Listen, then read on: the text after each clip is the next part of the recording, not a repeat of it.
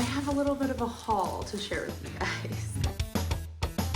So yesterday was my birthday. Not yesterday that I'm posting this video, but yesterday when I'm filming this video. And I've been trying to cut back with book hauls. I feel like I have too many books right now, says every reader ever. But like actually, I am at the point where I hardly have any space left anywhere to store books. But it was my birthday and I was in a very spending mood, as one is on their birthday, and so I decided to go ahead and do a little book haul. I haven't done one in a while and it's really fun to just get a lot of different books, and I'm sure you guys are curious, so without further ado, let's get into the video. Starting off strong, I went to Barnes & Noble mainly because I heard and I saw that third and final book in the Once Upon a Broken Heart trilogy was coming out in paperback. I currently have the first two books in hardcover. I already own them, have not read them yet, but I have the Barnes & Noble editions, so I really wanted to go and grab the third book before it came out in paperback, because I knew as soon as it came out in paperback, I would never see hardcover again. I went ahead and I wanted to buy that one first. I was actually searching for such a long time. It was not where it was supposed to be. It was not in the right shelf or section. It was just kind of randomly thrown in with other books. I'm sorry if you can hear shuffling. Milo and Murphy are playing with some toys that are on the floor. This is the third and final book in that trilogy. Like I said, I recommend reading it after Caraval. I have not read this trilogy yet, but I read Caraval, and I know that one of the main characters, the male main character, is Jax, and you meet him in the Caraval trilogy. I think you meet him. Do you meet him in the second book? You might meet him in the second book or the third book. I can't remember. Our main girl, she is trying to get her happily ever after, and so she makes a deal with Jax, who is the Prince of Hearts. It kind of goes from there. I don't know much more besides that, but I am very, very excited to read this trilogy. It's been sitting on my shelf forever and I've heard amazing things. I just keep putting it off, and then I might have actually put these on my 25 books in 2025, so that's forcing me to read it this year. I don't know when I'll get to it, but I'm hoping sometime soon, maybe this summer, I will finally read these. And then after that one, I found the second book that comes after What Lies Beyond the Veil by Harper Woods, and that is What Hunts Inside the Shadows. I bought the first one a few weeks ago and I didn't see the second one when I bought the first one. Let me go ahead and get that sticker off of there right now. I have always wanted to read this series. I don't know if it's a trilogy or if it's more than 3 books, but it got traditionally published, hence the really pretty sprayed edges, and I'm really, really excited to finally read these. The third book, it looks like, has green sprayed edges, so eventually I will get my hands on that one as well. I'm trying to think back on when I screenshotted the first book in this series and wanted to buy it. I think I saw, it was years ago when I saw the first book. It's kind of similar to A Court of Thorns and Roses, where like there's the human realm and then there's the Fae realm, and there's this like barrier in between, and like the Fae can't get to the humans. It's to protect the humans, but if the humans cross over, then they're in danger, obviously. And I think our main girl, she was running from something, and our main guy, who's her mate, is like chasing after her and trying to save her, something like that. I don't know, but I remember when I saw like a little blurb about it, I wanted to read it. That is literally all I know about this series, which is really not enough to buy it, but here I am. And the third and final book that I bought at Barnes & Noble was 49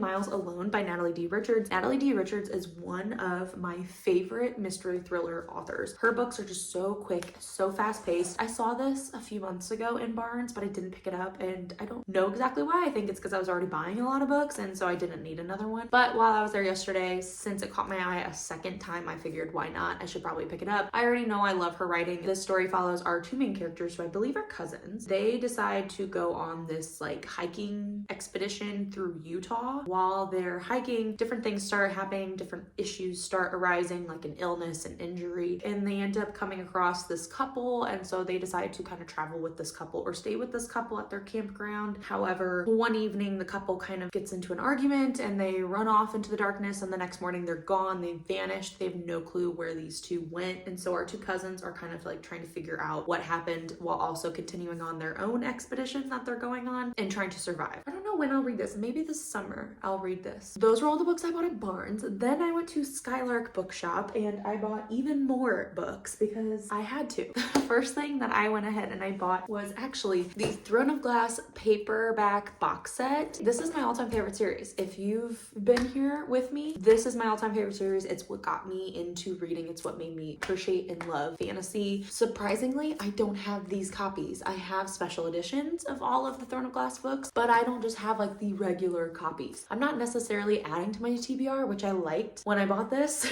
I may or may not reread this series this year or maybe next year. The next book that I picked up was How Can I Help You by Laura Sims. It's a mystery thriller about two librarians. The things I've heard from friends and coworkers who've read this, they say it's actually very creepy and it's hard to creep me out during mystery thrillers. I'm actually really excited to read this book. This story follows two different main characters. You're following an older librarian, or I don't know if she's necessarily a librarian, but she works at the library and she's actually formerly an angel of death. So she was a nurse and she killed people. She now goes by a different name and she's working in this library and no one knows her backstory. And then a new librarian, a younger librarian, gets hired at the library. And now it's kind of like this almost cat and mouse game. I think the older librarian, she's very suspicious of the younger librarian and vice versa. It's also a shorter mystery thriller, so I know that means it's going to be very fast paced and quick and easy to read. Then I had to pick up a book that is on my list to read for 2025. So this was a part of my 25 books in 2025, and that is The Unmaking of June Farrow by Adrienne Young. Adrienne Young is the author of Fable, which has like the picture of the half of the girl's face, but I really wanted to read this book. It came out a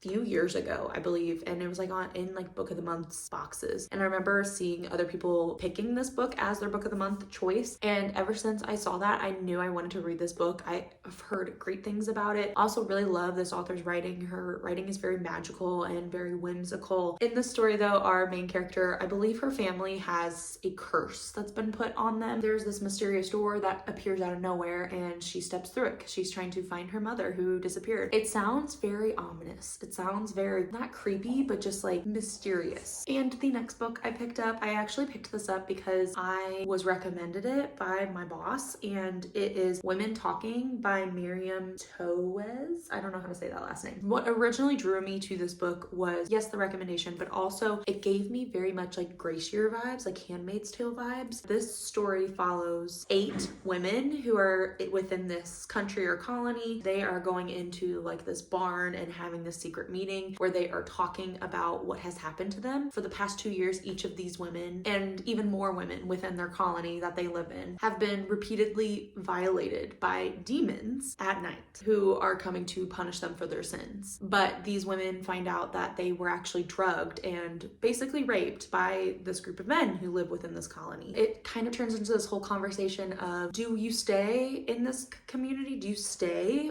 and keep being traumatized by the things that you already know about? Or do you try to escape, which is even scarier because it's the unknown. Since these women are having this secret meeting, there's this man. It's actually told from a man's perspective, which is interesting. So it's shown through the male gaze. He is recording this meeting for them. And so you're getting to see his perspective of hearing these women's stories, watching them discuss and decide what they're gonna do. And the final book that I bought was A Harvest of Hearts by Andrea Eames. This book, I honestly grabbed at the last second. I saw it on the shelf when I was looking at all the other romantasy books, and I saw this one and I was like, wait, how come I've never heard of that or seen that before? On the front cover as well, there's a black cat. And as you know, I have 2 black cats. Everyone in Foss Butcher's Village knows what happens when the magic workers come. They harvest human hearts to use in their spells. That's just how life in their kingdom works. But Foss, plain, clumsy, and practical as a boot, never expected anyone would want hers. When a sorcerer snags a piece of Foss's heart without meaning to, she is furious. For once a heart is snagged, the experience is, well, unpleasant. So Foss finds herself stomping toward the Grand City to keep his enchanted house and demands that he fixes her before she kills over and dies,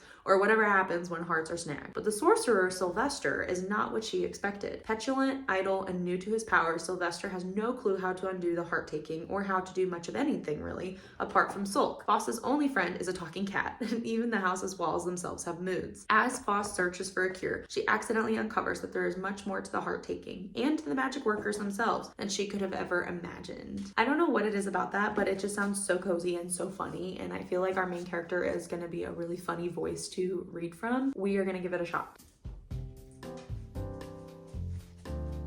It's actually a lot easier because over half of these are sealed together. And that is it for my birthday book haul. Thank you guys so much for watching. I hope you enjoyed. If you've read any of these, please leave a comment down below and let me know how they are, because I'm so curious about some of these. A couple of them just kind of took me by surprise, and a few of them I've been wanting to read for a while. So I'm really curious to see how this selection of books is gonna turn out. I hope you guys had fun. I know I did. It's so fun to buy books, especially when it's this many. Once again, thank you so much for watching, and I will see you guys in my next video. Happy reading. Bye.